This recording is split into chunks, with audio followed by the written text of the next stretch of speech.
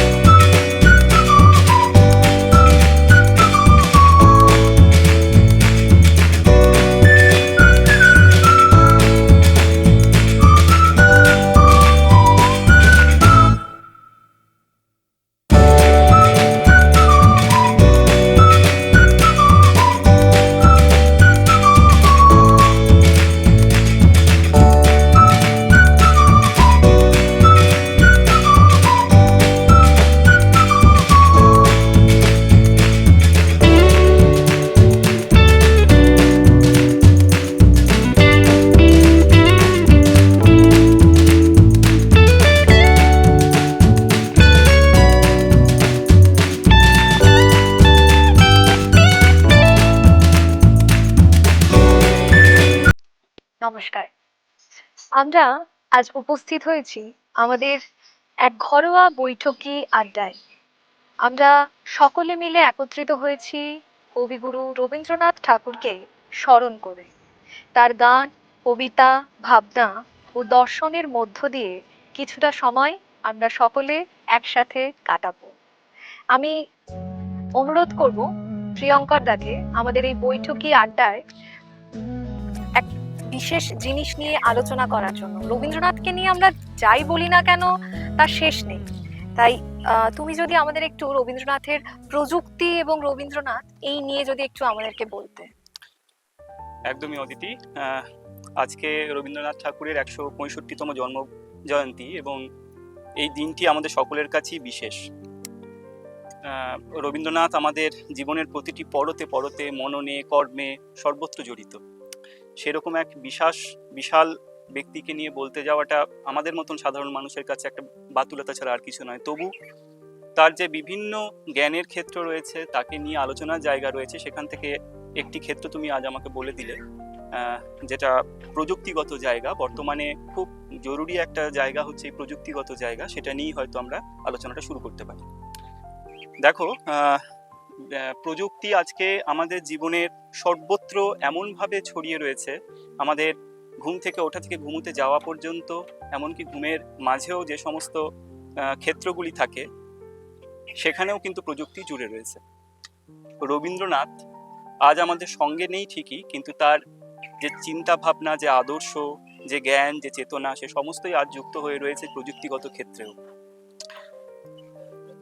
তিনি নিজে প্রযুক্তিগত ক্ষেত্রকে খুব গুরুত্ব দিতেন এবং তার বিভিন্ন রচনায়, তার বিভিন্ন কথাবার্তার মধ্যে এই ক্ষেত্রটি বারবার উঠে আসে।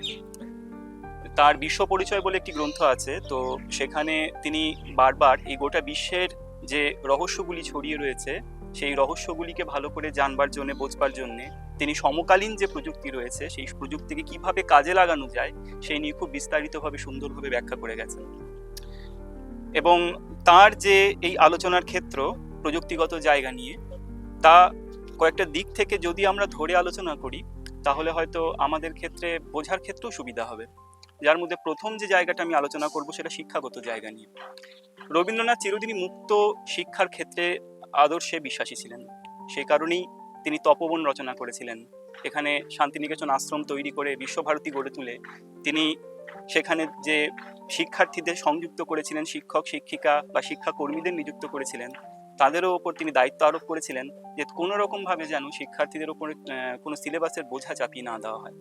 তারা শিখবে, জানবে, সবই করবে, কিন্তু সেটা মুক্ত চিন্তার মাধ্যমে ঘটবে। এবং সেই কারণেই বিশ্বের বিভিন্ন প্রান্ত থেকে সেই সময় বিভিন্ন শিক্ষার্থীরা সেখানে এসে সংযুক্ত হতো। এবং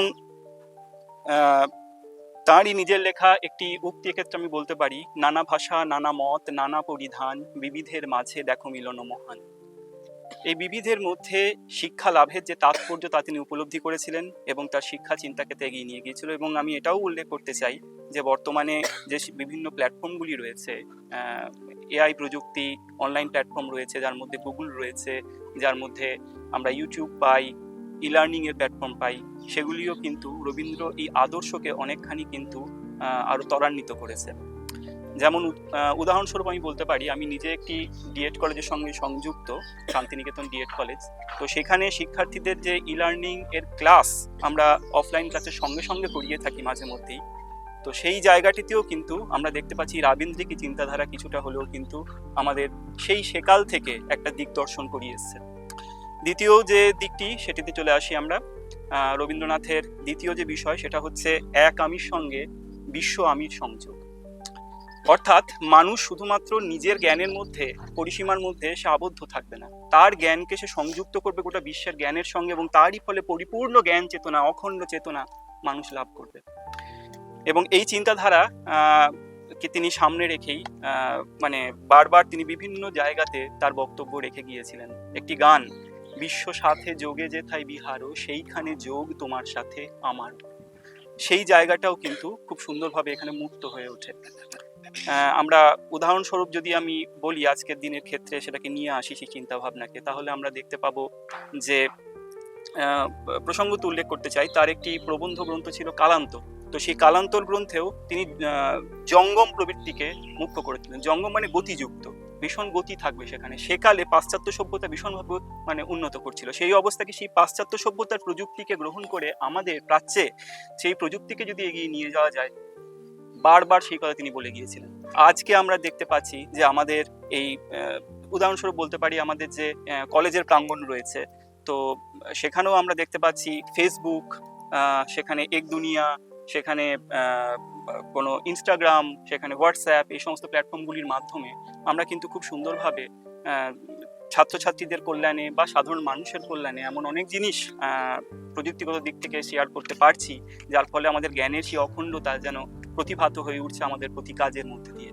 আর একটা দিক আমি বলবো এক্ষেত্রে উল্লেখযোগ্য, সেটা হচ্ছে সৃজনশীলতার দিক। রবীন্দ্রনাথ সৃজনশীলতার কথা বারবার বলে গিয়েছিলেন। তো সেই সৃজনশীলতার জায়গাতেও আমরা দেখতে পাচ্ছি যে কোনো লেখালেখি হোক, ছবি আঁকা হোক, বা নাচ গান, আবৃত্তি, অথবা কোনো স্থাপত্য, ভাস্কর্য ইত্যাদি যে ক্ষেত্রগুলো রয়েছে, সেখানেও কিন্তু সেই সৃজনশীল দিককে আরো উন্নত করার কথা তিনি বারবার তার বিভিন্ন গ্রন্থাবলীতে উল্লেখ করে গিয়েছিলেন। এবং সেটা প্রযুক্তির দিক থেকে তিনি সমকালীন যে টেলিগ্রাফ, যে ট্রেন নির্মাণ এবং তাকে চলমান করা, জাহাজ নির্মাণ তাকে চলমান করা, তার যে প্রযুক্তি, সেগুলিকে খুব গুরুত্ব দিয়েছিলেন। এবং তারই একটা ক্ষেত্র যেন আজকে দেখতে পাই, যখন আমাদের ছাত্রছাত্রীরা ডিএড এর ক্ষেত্রে আমি উল্লেখ করতে চাই যে সেই ছাত্রছাত্রীরা যখন কোনো আর্ট অ্যান্ড ক্রাফটের কাজ করতে যাচ্ছে, সে জেমিনি বা চ্যাট জিপিটির আশ্রয় নিচ্ছে, তখন খুব সুন্দরভাবে আমরা দেখতে পাচ্ছি সেই কাজকে সে রূপায়িত করতে পারছে, আরো উন্নত করতে পারছে। শুধু একটা কথাই এক্ষেত্রে বলা, রবীন্দ্রনাথের এই চিন্তাধারার সঙ্গে আমাদের যে প্রযুক্তিগত দিক এগিয়ে চলেছে, তার সঙ্গে সঙ্গে রবীন্দ্রনাথ একটা বিষয় সচেতনও করেছেন। তিনি বলেছেন এই প্রযুক্তিকে কিন্তু আমরা আমাদের এগিয়ে যাওয়ার মাধ্যম করব, কখনোই যেন এই প্রযুক্তিকে আমরা জীবন করে না তুলি, কারণ জীবনের একটা অঙ্গ হিসেবেই তাকে আমরা রাখি। কারণ মানুষের স্বাভাবিক চেতনাকে যদি আমরা সেখানে বদ্ধ করে ফেলি, তা কিন্তু আমাদের পক্ষান্তরে পতনের কারণ হয়ে দাঁড়াবে। তো সেই দিকটা মাথায় রেখে আমরা অবশ্যই এই প্রযুক্তিগত দিককে এগিয়ে নিয়ে রবীন্দ্র ধারার সঙ্গে তাকে যুক্ত করে আমরা আরো অনেক উন্নতির দিকে এগিয়ে যাব, এই স্থির বিশ্বাস আমার রয়েছে। অসংখ্য ধন্যবাদ। জীবনের নানা ক্লান্তি, দুঃখ আর অসহায়তার মাঝেও মানুষ বারবার আশ্রয় খুঁজেছে এক চিরন্তন শক্তির কাছে। সেই আকুল প্রার্থনা, সেই অন্তরের আরতি অত্যন্ত সুন্দরভাবে ফুটে উঠেছে যে গানের মাধ্যমে আমরা সেই গানই শুনব। কাঁদিছে সকলে, শোনো শোনো পিতা, কহ কানে কানে, শোনা প্রাণে প্রাণে, মঙ্গল বারুতা। কহ কানে কানে, শোনা প্রাণে প্রাণে, মঙ্গল বারুতা। কহ কানে কানে, শোনা প্রাণে প্রাণে মঙ্গল বারতা, ক্ষুদ্র আশা নিয়ে রয়েছে সচিয়া সদাই ভাবনা। যা কিছু পাই হারাই যাই, না মানে সান্ত্বনা। যা কিছু পাই হারাই যাই, না মানে সান্ত্বনা। যা কিছু পাই হারাই যাই, না মানে সান্ত্বনা। রবীন্দ্রনাথের ভাবনায় নারী কখনো অবহেলার নয়। নারী তার কাছে শক্তি, প্রজ্ঞা ও স্বাধীনতার এবং সৃষ্টির এক প্রতীক।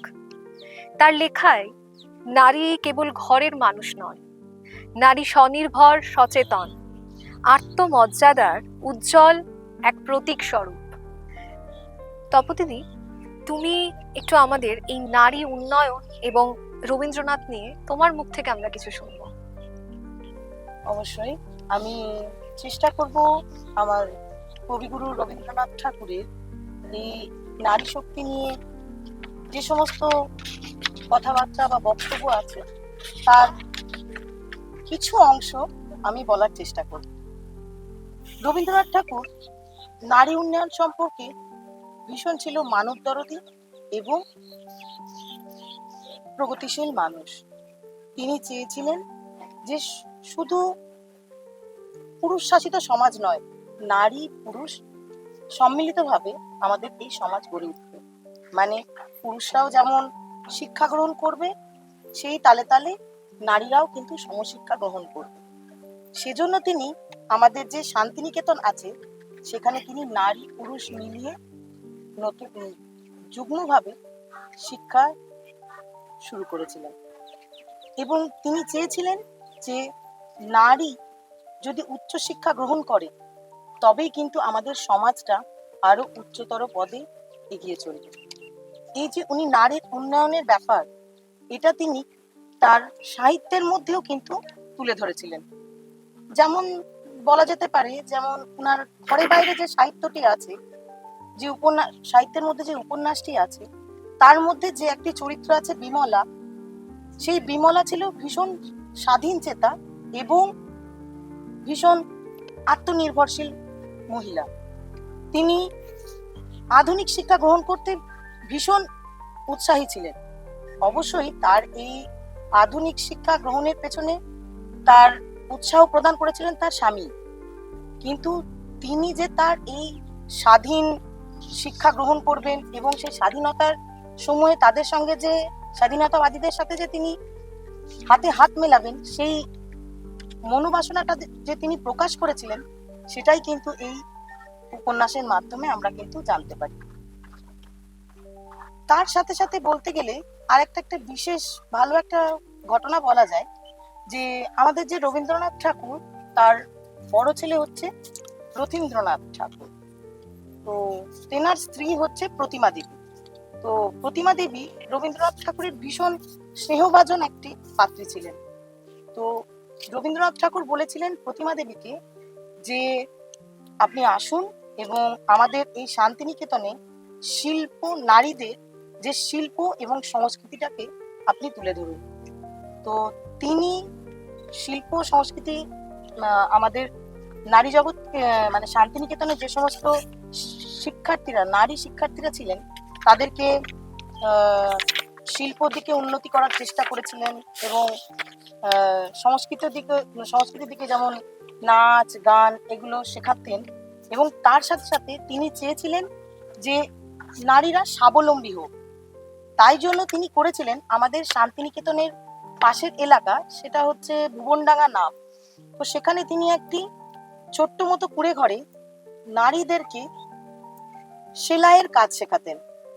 তিনি সেজন্য সপ্তাহে একদিন করে সেখানে এসে গরুর গাড়ি করে আসতেন, এসে তার ভুবনডাঙ্গার চারপাশে যে সমস্ত নারীরা স্বাবলম্বী হতে চাইতেন বা যেনারা সেলাইয়ের দিকে উৎসাহী ছিলেন তাদের নিয়ে তিনি প্রত্যেক দিন একটা সেলাইয়ের ক্লাস নিতেন, যাতে তেনার মনোভাবনা ছিল যে যাতে নারীরা সেখানে নিজেরা কর্মঠ হয়ে উঠুক এবং নিজেরা স্বাধীন চেতা মনোভাব আসুক।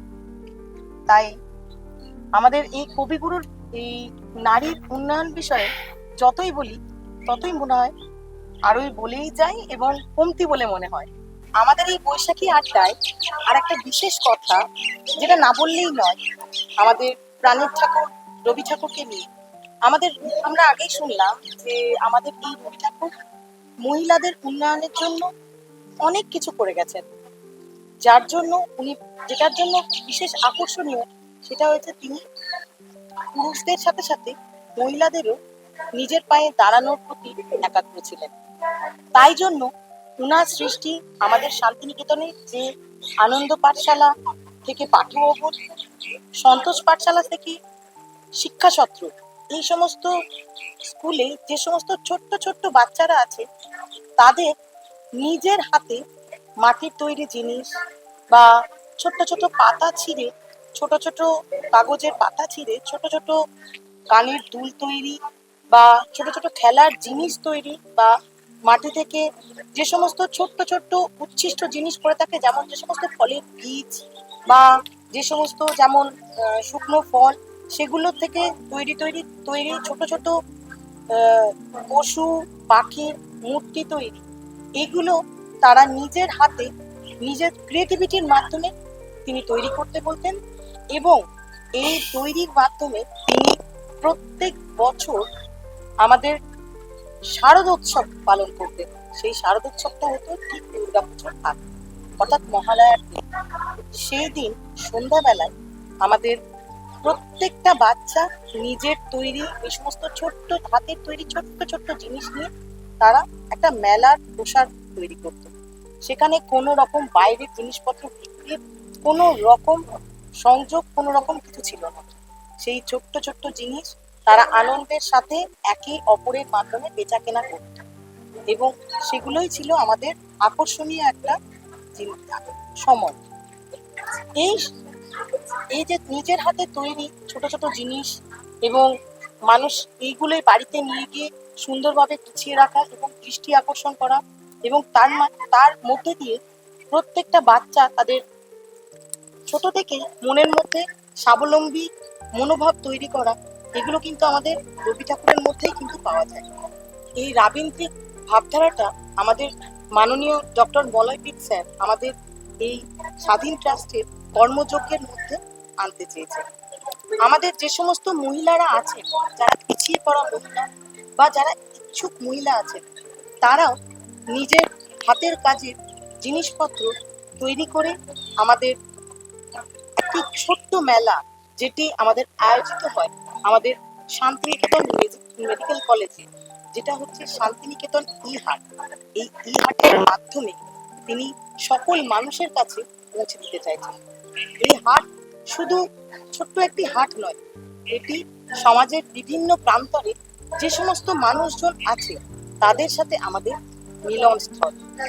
তারা আমাদেরকে জানতে, চিনবে এবং মানুষের হাতের কাজকে সবার সামনে প্রস্তুত করবে। এই বলেই আমি আমার বক্তব্য শেষ করছি। নমস্কার। অসংখ্য ধন্যবাদ। রবীন্দ্রনাথের কাছে মুক্তি মানে শুধু বাঁধন ছেঁড়া নয়, মুক্তি মানে আলোর পথের দিকে এগিয়ে যাওয়া। অন্ধকার পেরিয়ে যে আলো আমাদের ডাকে, সেই আলোরই গান আমার মুক্তি আলোই আলো। সুদূর পারে হারিয়ে ফেলি আপনারে, দেহ মনে সুদূর পারে হারিয়ে ফেলি আপনারে, গানের সুরে আমার মুক্তি ঊর্ধ্বে ভাসে, এই আকাশে আমার মুক্তি আলোয় আলোয় আমার মুক্তি ধুলায় ধুলায় ঘাসে ঘাসে এই আকাশে আমার মুক্তি আলোয় আলোয়। প্রকৃতি ছিল রবীন্দ্রনাথের চিরসঙ্গী। প্রকৃতির প্রতিটা রূপ তার কলমে, তার গানে, তার কবিতার প্রাণ হয়ে উঠেছিল। প্রকৃতিকে তিনি শুধু দেখেননি, অনুভব করেছিলেন। সৌরভদা, তোমার থেকে একটু প্রকৃতি, পরিবেশ এবং রবীন্দ্রনাথ সম্পর্কে শুনবো। নমস্কার। সত্যি বলতে কি, আজকে কবিগুরুর এই যে জন্মদিবস আমরা পালন করছি, আমাদের যে 25শে বৈশাখ, আমার দিক থেকে আমি কবিগুরুকে শতকোটি প্রণাম জানাই। কারণ কবিগুরুর যে চিন্তা ভাবনা, তা শুধু আমাদের ভারতবাসী নয়, আমাদের গোটা বিশ্ববাসীর কাছে এক অমূল্য সম্পদ।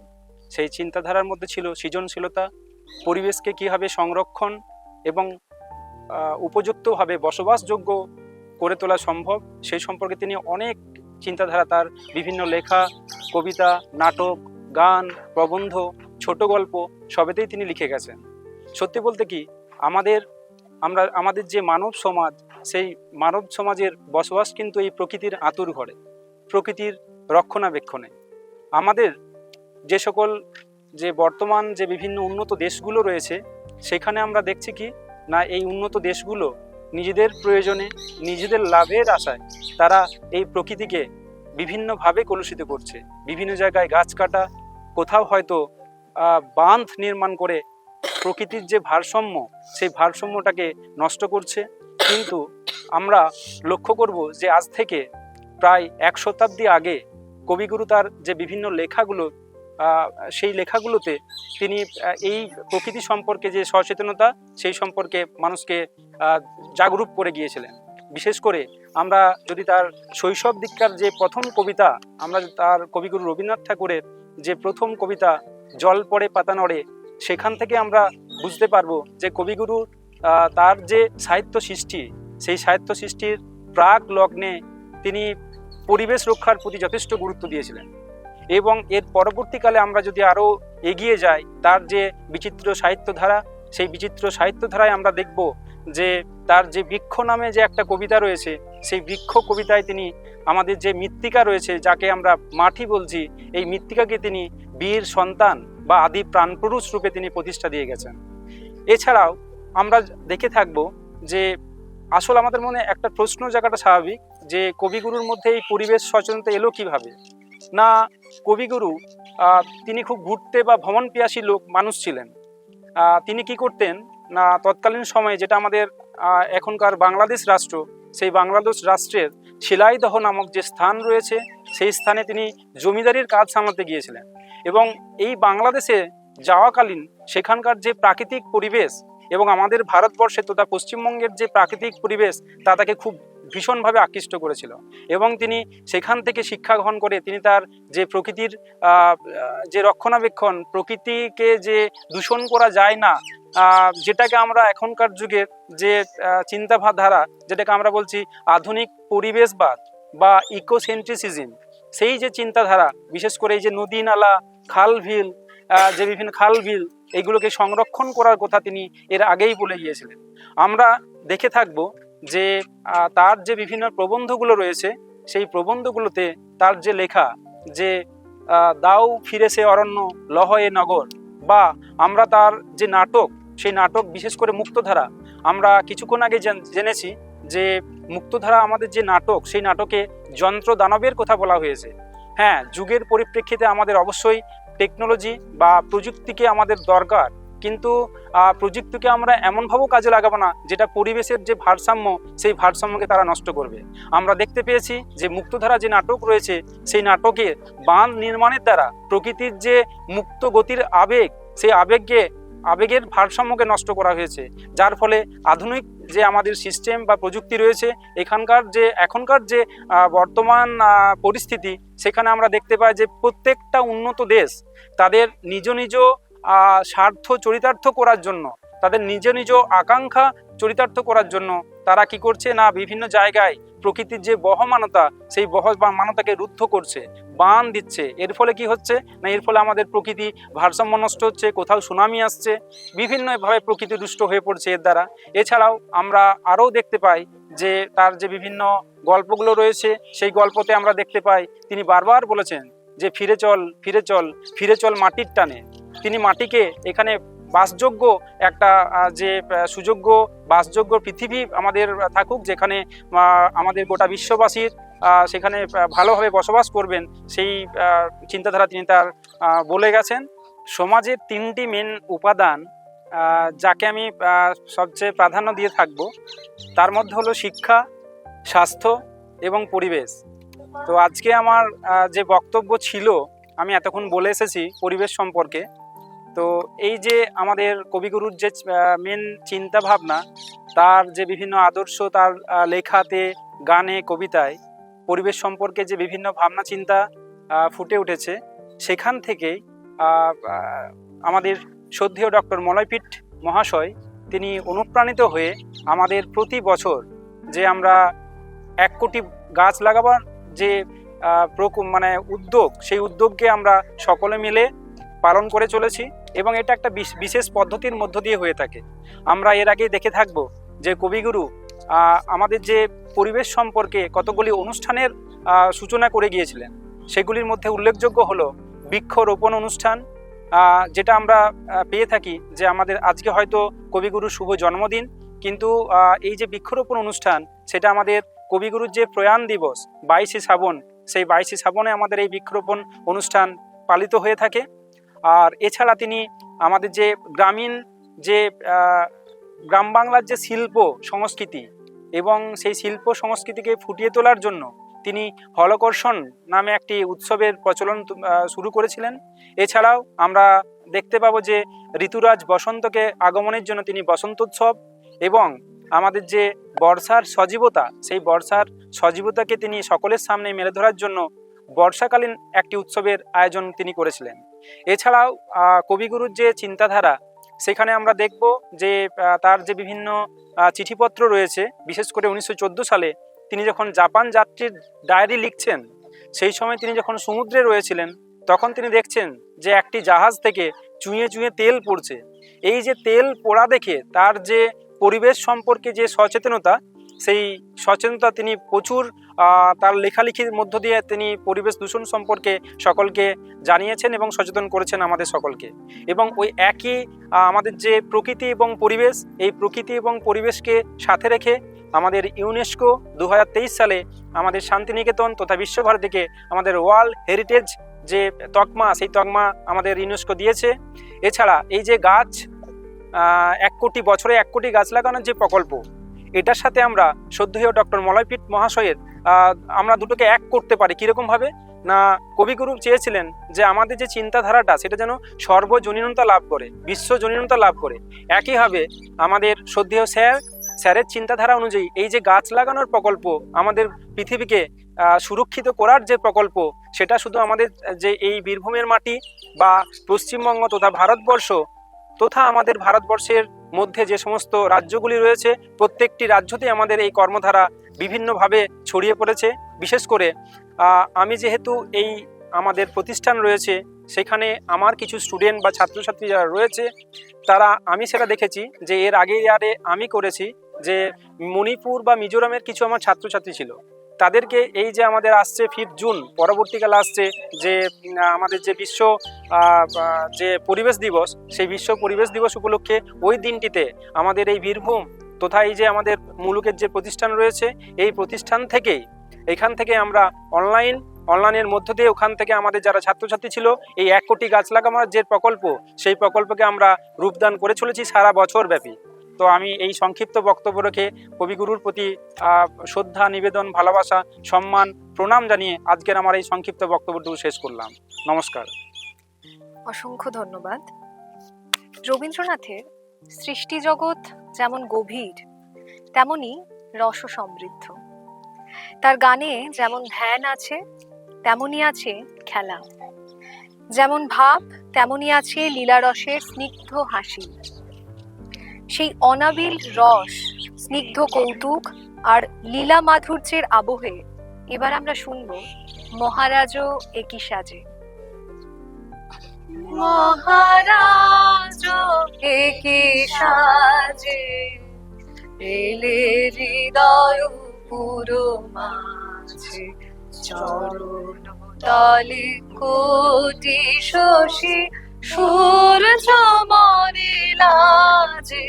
মহারাজ একই সাজে গর্ব সব টুটিয়া মূর্ছে পরে লুটিয়া, গর্ব সব টুটিয়া মূর্ছে পরে লুটিয়া, সকল মম দেহ মন বীণা সমবাজে। মহারাজ একই সাজে হৃদয় পুরো তলে কোটি শশী সূর্য মরে নাচে। মহারাজ একই সাজে। রবীন্দ্রনাথের চিন্তা শুধু সাহিত্য বা সঙ্গীতের মধ্যেই সীমাবদ্ধ ছিল না।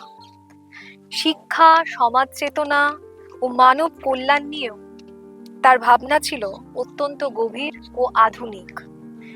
আধুনিক শিক্ষা এবং রবীন্দ্রনাথ, এই নিয়ে সুকান্তদা তুমি আমাদের সাথে কিছু আলোচনা করো। প্রথমে যেটা বলার আগে বলি, আজকে 25শে বৈশাখ, আমার প্রাণের আনন্দ, মনের আনন্দ, প্রাণের মানুষ রবি ঠাকুরের জন্মদিন। ওনাকে সশ্রদ্ধ প্রণাম জানাই। আর জানাই যে আমাদের আলোচনা যেটা আমার কৌতূহল আছে জানার, সেটা হচ্ছে আধুনিক শিক্ষার সাথে রবি ঠাকুরের শিক্ষা ভাবনা কেমন ভাবে প্রাসঙ্গিক হতে পারে, বা রবি ঠাকুর কেমন ভাবে আমাদের শিক্ষা, যে আধুনিক শিক্ষা, সেটার সাথে কেমন ভাবে জড়িয়ে রয়েছেন, বা ওনার চিন্তা ভাবনা কিভাবে আমাদের বর্তমান বা আধুনিক শিক্ষা ব্যবস্থার সাথে সাযুজ্যতা বজায় রাখছে।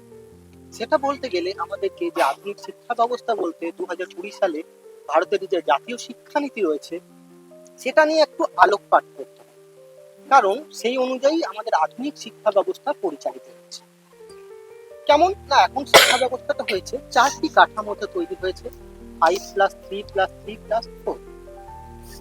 এই যে 2020-তে যে চিন্তা ভাবনাটা এসছে, ঠিক আজ থেকে প্রায় 100 বছর অধিক আগে রবি ঠাকুর তার কর্মক্ষেত্র, তার বিচরণ ক্ষেত্র বিশ্বভারতী শান্তিনিকেতনে তিনি কেমন ভাবে এই শিক্ষা ব্যবস্থাটা চালিয়ে গেছেন আমরা একটু দেখার চেষ্টা করি। আমরা মূলত জানি যে শান্তিনিকেতন একদম শিশু থেকে একদম যতদিন পর্যন্ত শিক্ষা লাভ করা যায়, লাইফ লং লার্নিং, গোটাটাই কিন্তু শান্তিনিকেতন আমরা লাভ করতে পারি। কেমন, প্রাথমিক পাঠভবনে দেখি যে শিশুদের জন্য একটা শিশু বিভাগ রয়েছে, তারপরে রয়েছে শিক্ষা সত্র রয়েছে, তারপরে আমাদের শিক্ষা সত্রের পরেও রয়েছে বিশ্বভারতীর মতো জায়গা রয়েছে, পাঠভবন পুরো আলাদাভাবে রয়েছে। তো এইগুলোর শিক্ষা ব্যবস্থার সাথে যদি বর্তমান শিক্ষা ব্যবস্থা আমরা একটু তুলনা করতে চাই, দেখতে পাবো রবীন্দ্রনাথ কতদিন আগে এগুলো চিন্তা করে গেছেন। আমরা যদি একদম শিশু বিভাগ আনন্দ পাঠশালাটা দেখি, সেখানে দেখতে পাবো যে প্রকৃতি, আনন্দ, মুক্তি, এই সমগ্র বিষয় একত্রিত হয়ে শিশুরা কেমন আনন্দ পাঠশালায় আনন্দের সহিত শিখছে। তার সাথে সাথে কি শিখছে, তারা প্রকৃতির মাঝে মিশে গিয়ে প্রকৃতি থেকে যে গাছের পাতাগুলো পড়ছে, পাতাটা কুড়িয়ে সে রং শেখার চেষ্টা করছে। আর কি করছে, সে প্রকৃতির মাঝে থাকার পরেও আরো কি রয়েছে, প্রকৃতির মাঝে মেঘ রয়েছে, সেই মেঘটা দেখে ছবি আঁকার চেষ্টা করছে। সে পাখির শব্দ শুনছে, সেই শব্দ শুনে পাখিদের চেনার চেষ্টা করছে। সে গাছের ফল কুড়িয়ে খাচ্ছে, সেই গাছের ফল থেকে সে গাছটার নাম জেনে শিখছে। এইভাবেই শিশুরা কেমন ভাবে আনন্দের সহিত শিখছে, যেটা আমাদের আধুনিক শিক্ষা ব্যবস্থায় প্লে স্কুল বা আনন্দের মাধ্যমে মানে স্বাধীনভাবে শেখার কথা বলা হয়েছে জাতীয় শিক্ষানীতিতে। আমি রবি ঠাকুরের শিক্ষা গল্প গ্রন্থের একটা লাইন তুলে ধরতে চাই আমাদের সামনে। অতএব ছেলে যদি মানুষ করিতে চাই, তবে ছেলেবেলা হইতেই তাকে মানুষ করিতে আরম্ভ করিতে হইবে, নতুবা সে ছেলেই থাকিবে, মানুষ হইবে না। শিশুকাল হইতেই কেবল স্মরণ শক্তির উপর সমস্ত ভর না দিয়া সঙ্গে সঙ্গে যথা পরিমাণে চিন্তা শক্তি ও কল্পনা শক্তির স্বাধীন পরিচালনার অবসর দিতে হবে। একদমই তাই। একটা বাচ্চা তার মাকে জিজ্ঞেস করলো, মা আকাশের রং কেন নীল? নীল। মা সঙ্গে সঙ্গে বলল, তুমি অঙ্ক কষো। মানে মা তার যে কল্পনার জগৎ, তার চিন্তা শৈলী, সেটাকে স্বাগত জানানো। কিন্তু আমাদের আধুনিক শিক্ষানীতি বলছে এই সমগ্র শিশু যে জানতে চায়, অনুসন্ধিচ্ছা মন, সেই অনুসন্ধিচ্ছা মনটাকে তার মধ্যে তুলে দিতে হবে, যেটা আমাদের আধুনিক শিক্ষা ব্যবস্থার মধ্যে অন্তর্ভুক্ত করা হয়েছে। আর একটি লাইন আমি আপনাদের সামনে তুলে ধরছি, চিত্ত যেথা ভয় শূন্য, উচ্চ যেথা শীত, জ্ঞান যেথা মুক্ত, যেথা গৃহের প্রাচীর। একদমই তাই। যেখানে শিশুরা মুক্ত মনে শিখবে, আনন্দের সাথে শিখবে, কোনো বাধা নেই, কোনো বিপত্তি নেই, পুরোটাই তারা আস্তে আস্তে নিজেরা শিখবে। রবি ঠাকুর যে শিক্ষার কথা আগে বলে গেছেন, সেই শিক্ষা আমাদের এখন বিভিন্ন প্লে স্কুল বা খেলার স্কুলের মাধ্যমে তুলে ধরা হচ্ছে জাতীয় শিক্ষানীতি। এরপর রয়েছে আমাদের পাঠভবন। সেখানে শুধু বলা হয়েছে যে কর্মভিত্তিক আনন্দ পাঠ। কর্মভিত্তি মানে কর্মের মাধ্যমে শেখা। বলছে তুমি জ্যামিতি শেখার আগে একটা পুকুর কেটে জ্যামিতির শিক্ষাটা দাও। তারপর বলা হচ্ছে যে বিজ্ঞান যদি শিখতে চাও, তাকে ধান বপন করো, কিভাবে ধানের অঙ্কুরোদ্গম হচ্ছে, কিভাবে বেড়ে উঠছে, সেখানে কিভাবে ধান উৎপাদন হচ্ছে, সেটা তাকে শেখাবো। এইভাবে একটু একটু করে তাকে কর্মের সাথে যুক্ত করো, শিক্ষার সাথে কর্মটাকে যুক্ত করো, তার সাথে সাথে যেন তার মধ্যে আনন্দটা থাকে, আনন্দ যখন যেন কোনোভাবেই হারিয়ে না যায়। এরপর রয়েছে শিক্ষা সত্র। সেখানে তারা শিক্ষা সত্রে কি হবে, সেখানে তারা ইচ্ছা মতো শিক্ষা নেবে। এমনটা নয় যে তাকে বলবে তুমি কেবলমাত্র গণিত শিক্ষা নেবে, তুমি কেবলমাত্র সাহিত্যটা নেবে। রবি ঠাকুর বলছে যে আমার শিক্ষার্থীরা 6 মাস চাষ করার পর সে চলে যাবে তাঁত শিখতে, সে চলে যাবে কুটির শিল্পে, বিভিন্ন শিক্ষা আসার পর সে আবার আমার এখানে ফিরে এসে চাষ শিখবে। কোনো ড্রপ আউটের দরকার নেই, কোনো সেখানে আমরা এখন এবিসি আইডি বলে একটা আইডি পেয়েছি, একাডেমিক ব্যাংক অফ ক্রেডিটস আধুনিক শিক্ষা ব্যবস্থায়, যেখানে রবীন্দ্রনাথের অনেকদিন আগেই এটা চালু করে দিয়েছেন, যে বলেছেন যে একটা শিশু 6 মাস পর যখন চাষ শেখার পর অন্য কিছু শিখতে যাবে, আবার যখন ফিরে আসবে, সে এতদিন পর্যন্ত 6 মাস পর্যন্ত যে শিক্ষাটা নিয়েছিল সেখান থেকেই তার শিক্ষাবাস শুরু হবে। কোনো রকম ড্রপ আউটের ব্যাপার থাকছে না, কোনো তার সময় অতিবাহিত করার কোনো ব্যাপার থাকছে না। এটা জাতীয় শিক্ষানীতির সাথে অর্থাৎ আধুনিক শিক্ষা ব্যবস্থার সাথে রবি ঠাকুরের চিন্তা ভাবনা পুরোপুরি মিল আমরা দেখতে পাই। যেখানে বলা হচ্ছে একাডেমিক ব্যাংক অফ ক্রেডিটস থাকবে, যেখানে বলা হচ্ছে যখন খুশি যে খুশি এক্সিট নিতে পারে একটা কোর্স থেকে, আবার যখন খুশি সে সেখানে ফিরে আসবে। আর রয়েছে আমাদের বিশ্বভারতী, যাকে আমরা বলতে পারি সমগ্র বিশ্বের কাছে অন্যতম জনপ্রিয় জায়গা, ইন্টারন্যাশনাল একটা জায়গা রয়েছে। যত্র বিশ্বং ভবতি একো নীরব, যেখানে বিশ্বকে বা বিশ্ব একটা নীড় হিসাবে ভাবা হয়। আমরা ভারতবাসী আমরা বসুদেব কুটুম্বকমে বিশ্বাসী, সমগ্র বিশ্বকে আমরা পরিবার ভাবি। সেই চিন্তা থেকেই রবীন্দ্রনাথ ঠাকুর আগে থাকতেই ভেবেছেন যে আমার শিক্ষা কেবলমাত্র বিশ্বভারতী শুধুমাত্র আমার দেশের ভাষায় নিয়ে চর্চা হবে না, সেখানে হিন্দিভাষীরা আসবে, সেখানে জাপানিজরা আসবে, সেখানে চাইনিজরা আসবে, সেখানে সংস্কৃত মানুষরা আসবে, সমগ্র নিয়ে একটা ইনকালচারেশন অ্যাকালচারেশন সমগ্র সংস্কৃতির একটা পীঠস্থান তৈরি হবে। সেখানে একে একে সুন্দর পীঠস্থানটা মানুষ গ্রহণ করবে। আর কি রয়েছে যে শুধুমাত্র বিশ্বভারতীতে কলা ভবন রয়েছে বা এরকম রয়েছে না, অনেকগুলো বিভাগ রয়েছে। যে বিভাগের সাথে আমরা বলতে পারি সেখানে ছবি আঁকার জন্য আলাদা বিভাগ রয়েছে, সাহিত্য বিভাগ রয়েছে। তো সেই বিভাগে একে অপরের সাথে সামঞ্জস্য রেখে যে কোনো শিক্ষার্থী যে কোনো শিক্ষা গিয়ে শিখতে পারে, এবং একটা শিক্ষার্থী কেবলমাত্র একটা বিষয়ে পারদর্শী এমনটা নয়। বিশ্বভারতী যে চিন্তা ভাবনা বিশ্বজনীনীকরণ, যেটা আমাদের আধুনিক শিক্ষা ব্যবস্থায় ইউনিভার্সালাইজেশন অফ এডুকেশনের কথা বলা হচ্ছে, অর্থাৎ শিক্ষার বিশ্বজনীনীকরণ। আমার এখানে একটা নতুন কিছু ইনোভেশন হচ্ছে, সৃষ্টি হচ্ছে, সেটা সমগ্র বিশ্বে কিভাবে আমরা ছড়িয়ে দিতে পারি সেটার কথা বলা হচ্ছে। আর আরেকটা প্রশ্ন আমার মনে জাগে যে আজকের দিনে আমরা যদি রবীন্দ্রনাথকে পেতাম, উনি এআই কে কেমন ভাবে ব্যবহার করতেন? রবি ঠাকুর একটা কথা বলেছেন প্রযুক্তি নিয়ে, উনি বলছেন প্রযুক্তিকে আমি ডরি না, অর্থাৎ প্রযুক্তিকে আমি ভয় পাই না, কিন্তু প্রযুক্তি যদি মানুষকে গ্রাস করে সেটা কিন্তু ক্ষতিকারক। তাই প্রযুক্তিকে মানুষ ব্যবহার করবে, মানুষকে যেন কখনো প্রযুক্তি ব্যবহার না করতে পারে। তাই এআই এর যুগে উনি যদি আর্টিফিশিয়াল ইন্টেলিজেন্সের যুগে থাকতেন, উনি তোতা কাহিনীর সেই গল্পটা যখন করেছিলেন না, উনি তোতাকে কিভাবে এআই এর মাধ্যমে আকাশে ওড়াতে পারবেন সেটা হয়তো বাচ্চাদের মাধ্যমে শেখাতেন। আমরা রবি ঠাকুরের প্রযুক্তিবিদ্যাটাকে শুধুমাত্র আগের দিনে বলছি না, এখনকার যুগের সাথে কোনো সাযুজ্যপূর্ণ আমরা দেখে নিতে পারি যে রবি ঠাকুরের যে তার শিক্ষা প্রতিষ্ঠানে গান কবিতা যেগুলো আবৃত্তি হতো, উনি রেডিওর মাধ্যমে বা বেতারের মাধ্যমে সমগ্র দেশ সমগ্র বিশ্বে ছড়িয়ে দিতেন, যেটা আজকের যুগে আমরা বাইজুস, পিএমই প্রধান, দীক্ষা, বিভিন্ন অনলাইন প্ল্যাটফর্ম থেকে আমরা পড়াশোনা করি, যেটা রবি ঠাকুর আজ থেকে 100 বছর আগেই চালু করে দিয়ে গেছেন।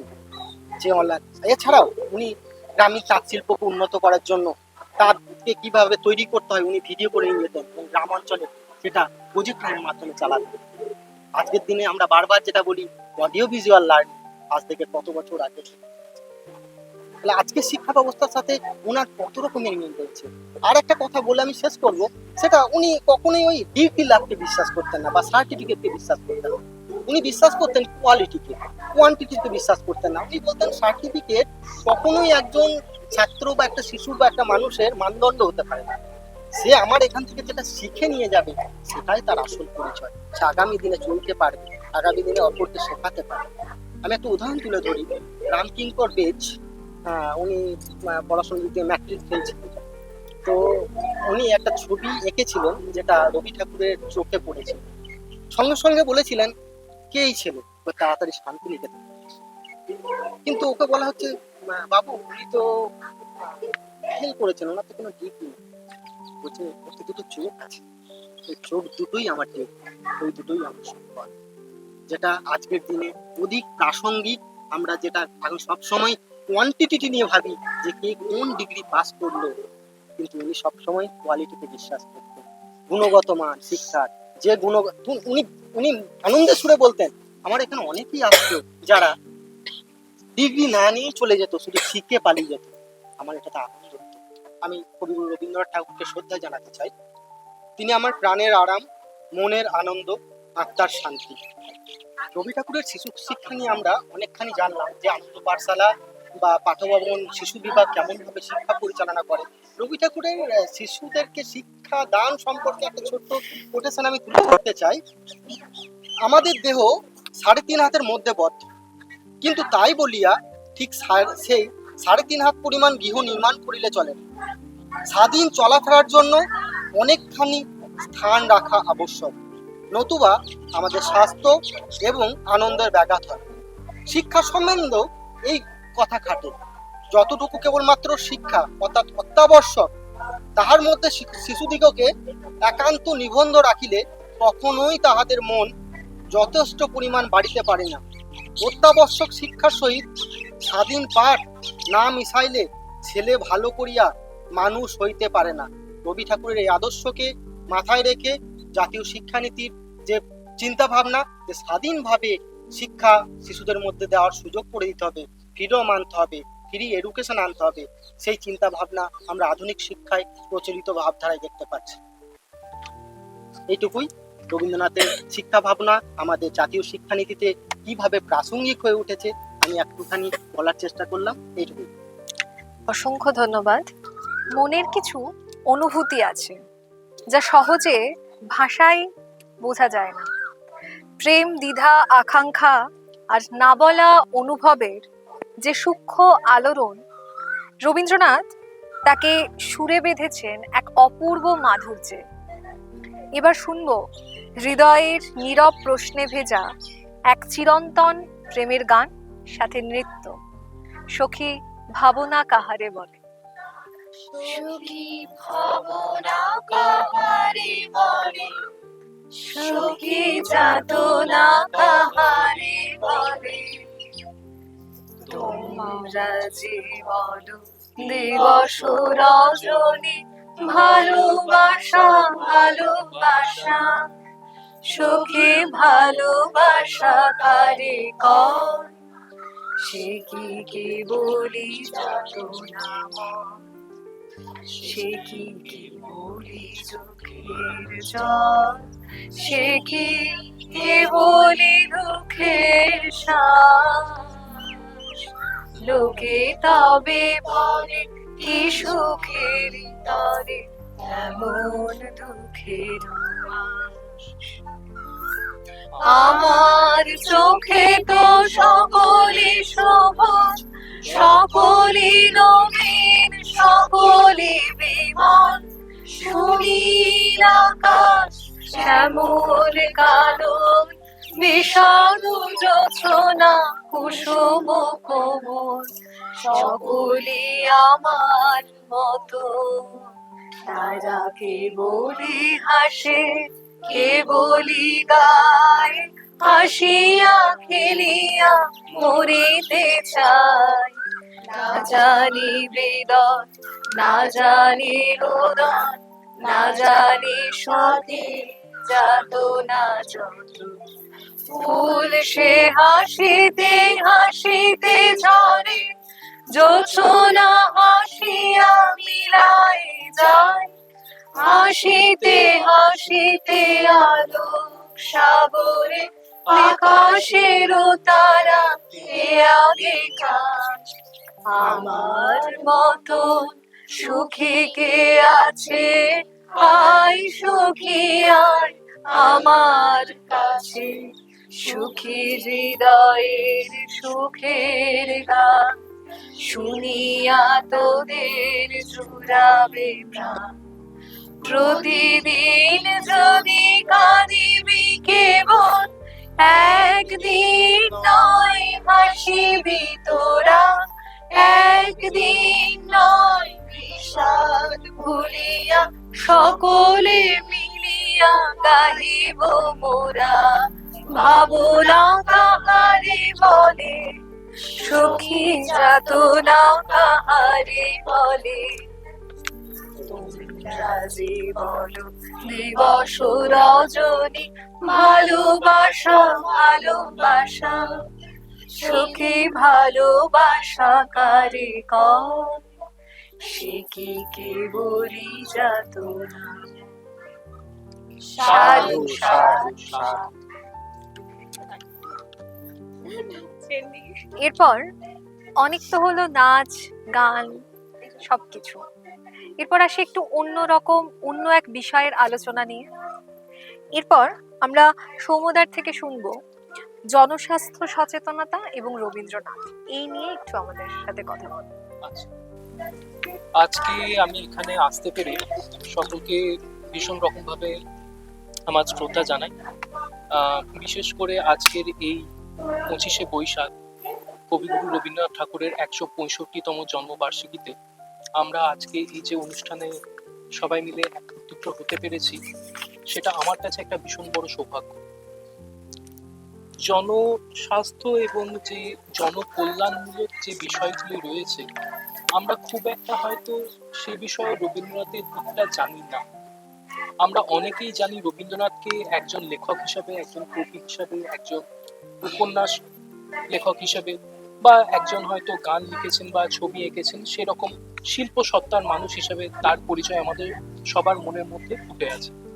কিন্তু রবীন্দ্রনাথকে শুধুমাত্র আমরা যদি সেই দিক দিয়ে বিচার করি তাহলে হয়তো খুবই ভুল হবে। রবীন্দ্রনাথ শুধুমাত্র কিন্তু একজন লেখক নন, তিনি একজন সমাজ সংস্কারক। সমাজের প্রত্যেকটি ছোট বড় বিষয় তার কিন্তু কখনোই চোখ এড়ায়নি। সেজন্যই 1922 সালে যখন তিনি শান্তিনিকেতন প্রতিষ্ঠা করার পর ত্রিনিকেতন প্রতিষ্ঠা করছেন, তার কিন্তু মূল উদ্দেশ্য বিশেষ করে এটিই ছিল যে আশেপাশে যে গ্রামের মানুষরা রয়েছে, তারা যেন তাদের স্বাস্থ্যের দিকে কিছুটা উন্নত লাভ করে এবং একই সাথে তাদের যে কৃষিকাজ বা তাদের তখনকার দিনে তাদের যে ইকোনমি, সেটা যেন আস্তে আস্তে ডেভেলপ করতে পারে। ঠিক একই রকম ভাবে তিনি কি করেছেন, সেই সময়ে শ্রীনিকেতনে তাদের স্বাস্থ্য চিকিৎসার যে ব্যবস্থা সেটি ভীষণভাবে নজর দিয়েছেন এবং চেয়েছেন যে সেই মানুষরা যাতে খুব সুলভ মূল্যে সেখানে চিকিৎসা সাহায্য পায়। তখনকার দিনে যে গ্রামের মানুষরা তারা যদি এককভাবে চিকিৎসা করাতে যায় তাহলে সেটা কিন্তু তাদের পক্ষে করা খুবই দুষ্কর ব্যাপার।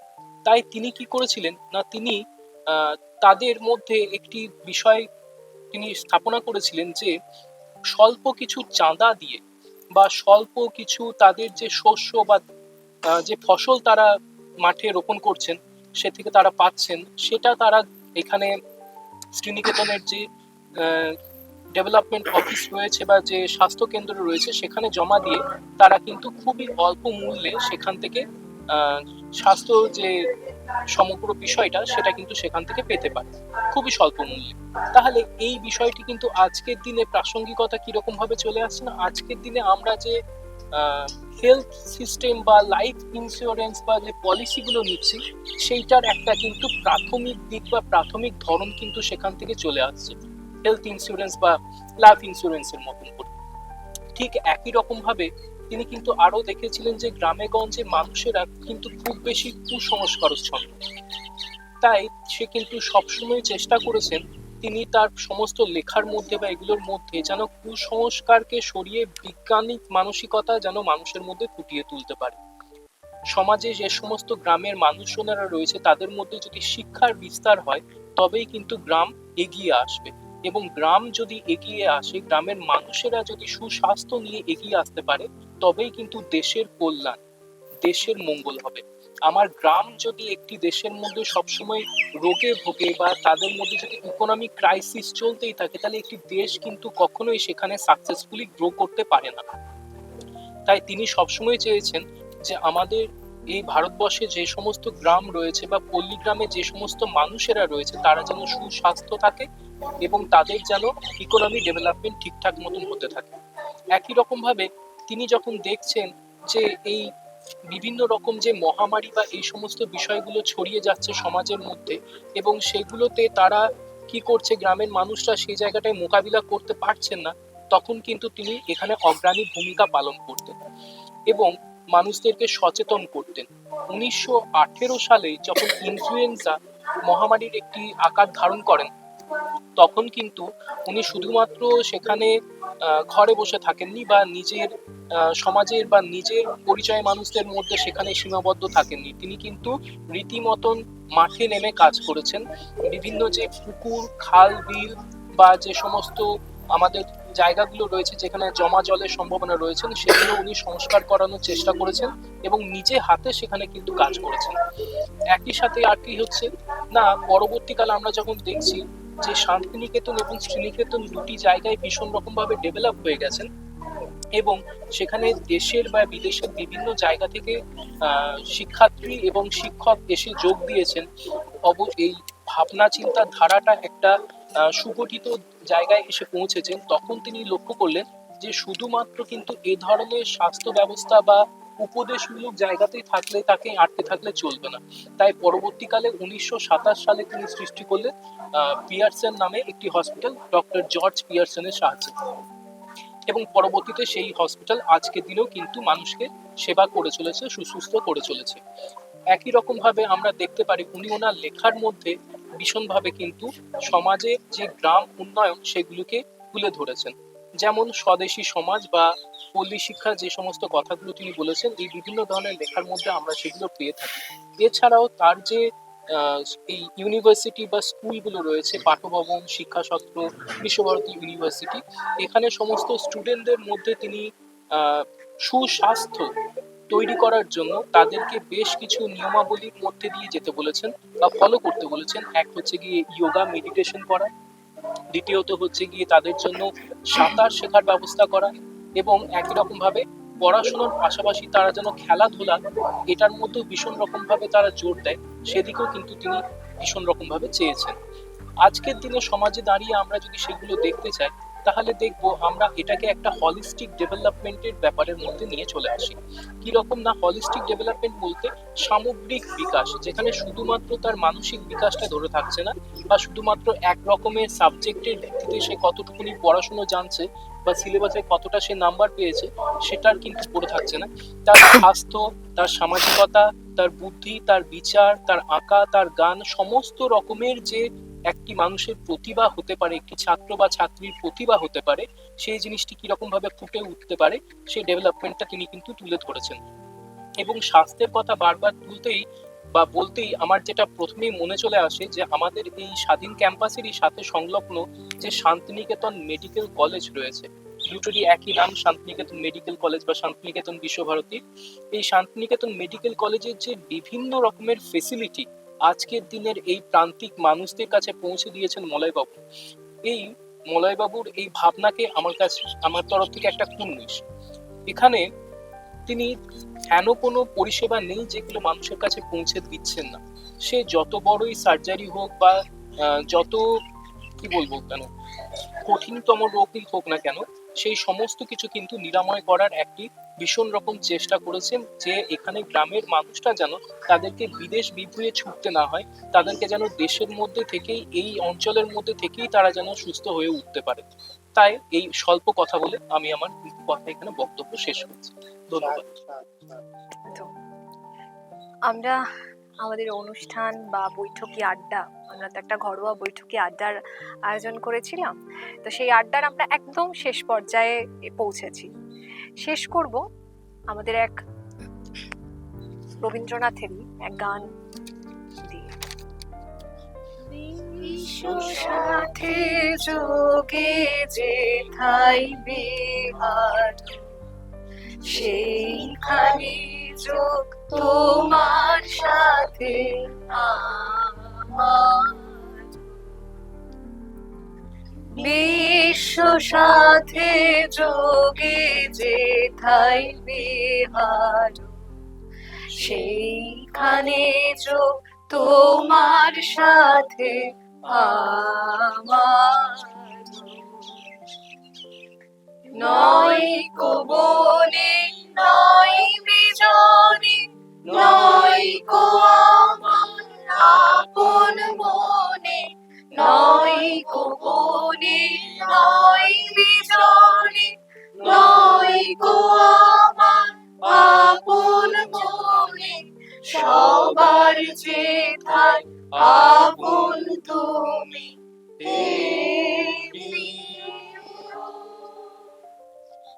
সেথায় আপন আমার, বিশ্ব সাথে যোগে যেথায় বিহার, সেখানে যোগ তোমার সাথে আমার। রবীন্দ্রনাথকে শেষ করা যায় না, তাকে কেবল ফিরে ফিরে পাওয়াই যায়। কখনো গানে, কখনো কবিতায়, কখনো বা নীরব অনুভবে, কখনো বা অন্তরের গভীরতম একান্তে। আজকের এই ছোট্ট বৈঠকি আড্ডা তার সৃষ্টির অল্প কিছু রং, অল্প কিছু সুর এবং অল্প কিছু অনুভবকে ছুঁয়ে দেখার এক প্রচেষ্টা মাত্র। ধন্যবাদ। রাখি যেমন পশু আপনি রাখলে পশুদের ঢেকে রাখি যেমন পশু আপনি রাখলে পশুদের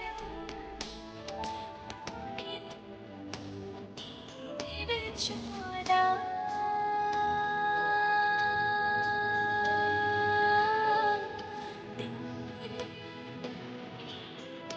চোরা